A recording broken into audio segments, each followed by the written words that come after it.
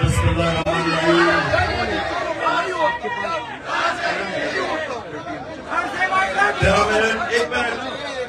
13 minute روزہ کھلنے کو ہے، 13 منٹ۔ میں نے آپ سے 9 یا 10 منٹ تک بات کروں گا اور انشاءاللہ آخری 3 منٹ اللہ سے دعا کریں گے۔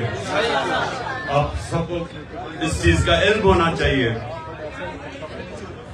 کہ اللہ روزے سے پہلے، کھولنے سے پہلے ہماری دعا کی قبولیت سب سے زیادہ ہوتی ہے، اس لیے ہم دعا کریں گے۔ اچھا آپ سنیں، پہلے تو نجم آپ کی جو آپ نے نعت پڑھی، آپ کا ہم سب شکریہ ادا کرتے ہیں۔ دوسری چیز، میں نے بات کرنے سے پہلے مجھے ذرا بتاتے جائیں کہ کدھر کدھر سے ہمارے لوگ ہیں۔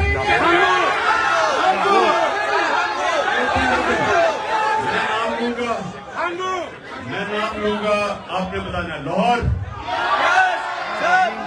لاہور، رحیم یار خان، اچھا زیادہ ہے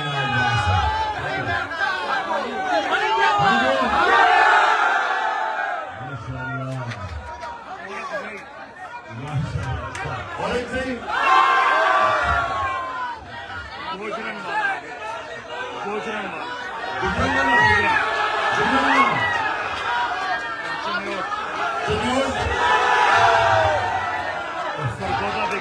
سرگودا ہے، سرگودا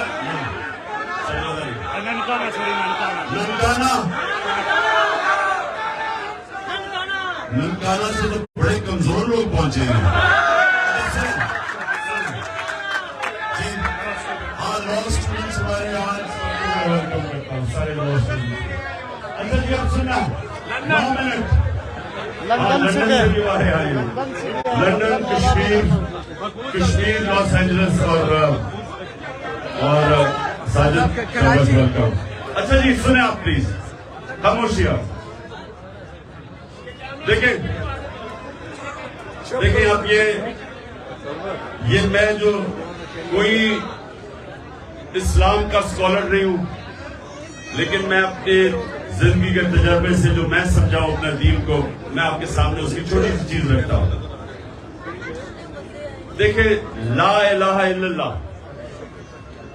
جب آپ یہ آزادی کا دعویٰ کرتے ہیں کہ اللہ تیرے سوا کسی کے سامنے نہیں جھکتے،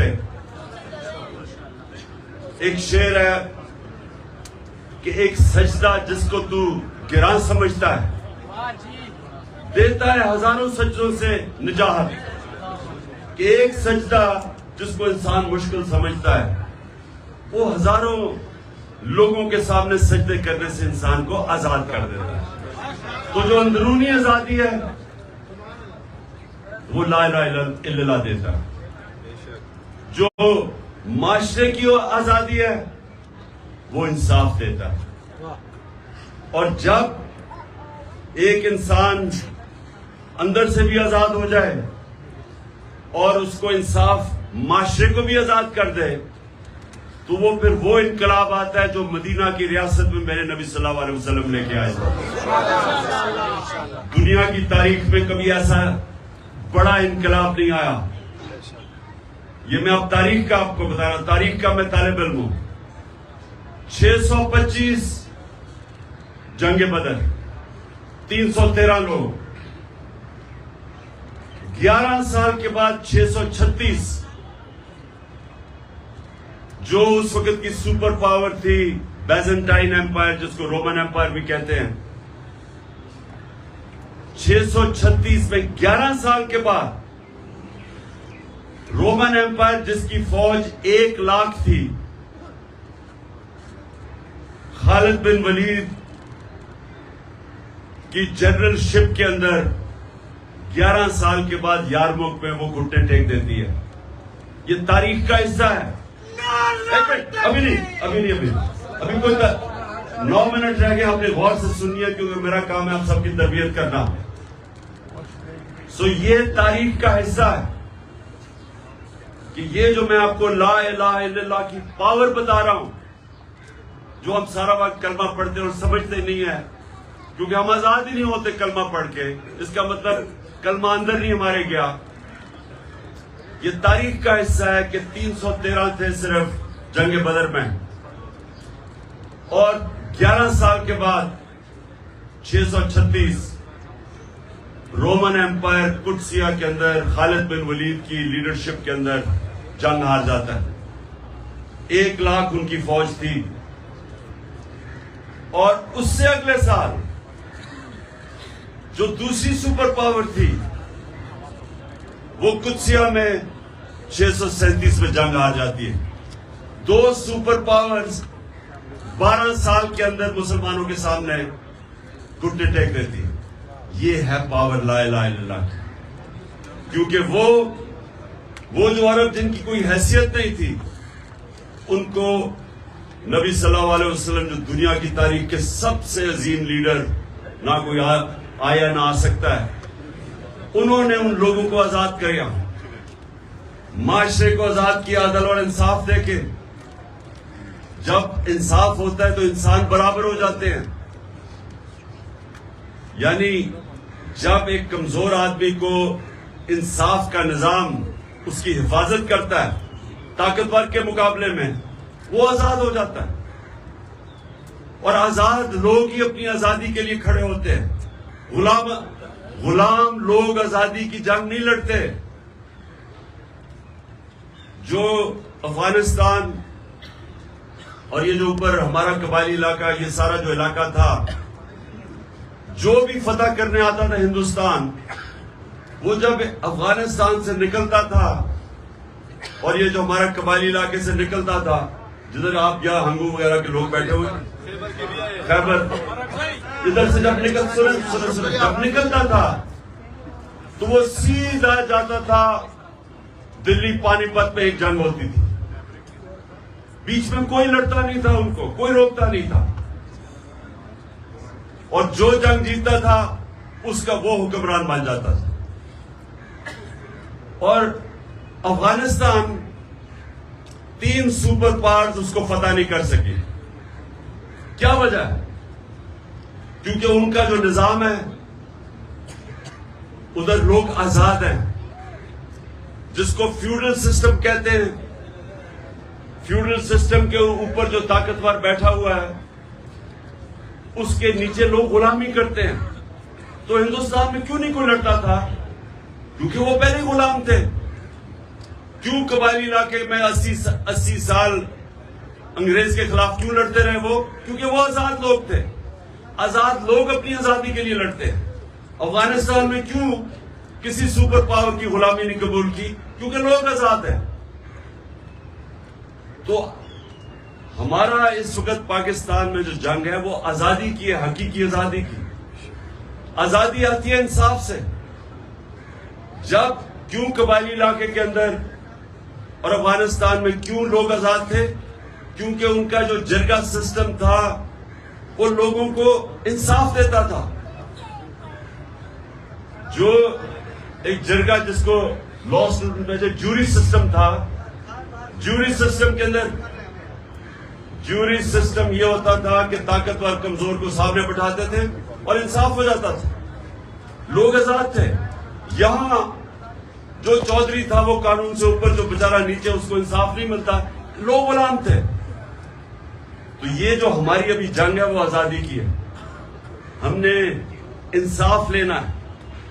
یہ جو حقیقی آزادی ہے یہ آزادی کی جنگ ہے، اور اس کے لیے ساری قوم کو تیار ہونا چاہیے. کیونکہ آپ کے سامنے چوروں کے ٹولوں کو اوپر بٹھا دیا ہے سہولت کاروں نے، اور وہ ہم سب کو سمجھتے ہیں کہ ہم ان کی غلامی کریں گے.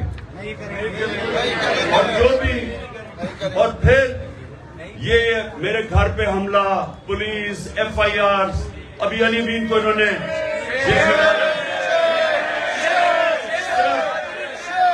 صرف لوگوں کو یہ بتانے کے لیے کہ ہم آزاد نہیں ہیں، ہم جانور ہیں، جدھر مرضی یہ چاہے ہم جانوروں کو ادھر ڈنڈے مار کے کر دیں گے. اس لیے ہم سب نے اس جنگ میں شرکت کرنی. اور آخر میں دیکھو، آپ سب لیڈر ہیں.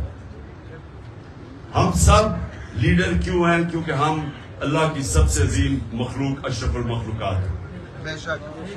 ہمیں سمجھ نہیں آتی کہ اللہ نے ہمیں کتنی صلاحیتیں دی. جب اس نے اللہ نے فرشتوں کو کہا کہ انسان کے سامنے جھکو، اور ابلیس نے کہا کہ یہ تو میں آگ کا ہوں اور یہ مٹی کا ہے، تو اللہ نے فرشتوں کو کہا کہ تمہیں بھی نہیں پتا کہ میں نے کتنی انسان کو صلاحیت دی. ہمیں انسانوں کو بھی نہیں پتا ہمارے پہ کتنی اللہ نے کتنی نعمتیں بخشی، کیونکہ ہم اپنی صلاحیتوں کو آزماتے ہی نہیں ہیں. سب سے بڑا رکاوٹ اپنی صلاحیتوں کے پر پہنچنے کے لیے وہ ہے خوف. یہ جو لا الہ الا اللہ ہے، سب سے بڑا جو بت یہ توڑتا ہے وہ خوف کا بت ہے.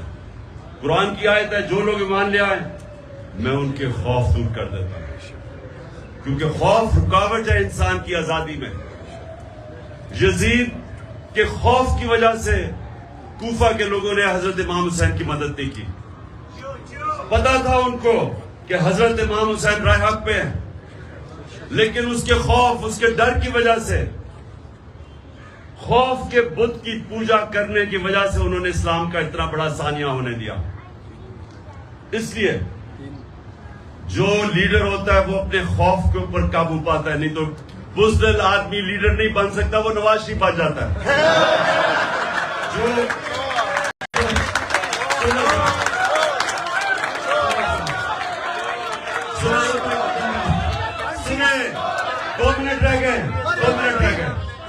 دو منٹ رہ گئے، یہ سنیں میری بات.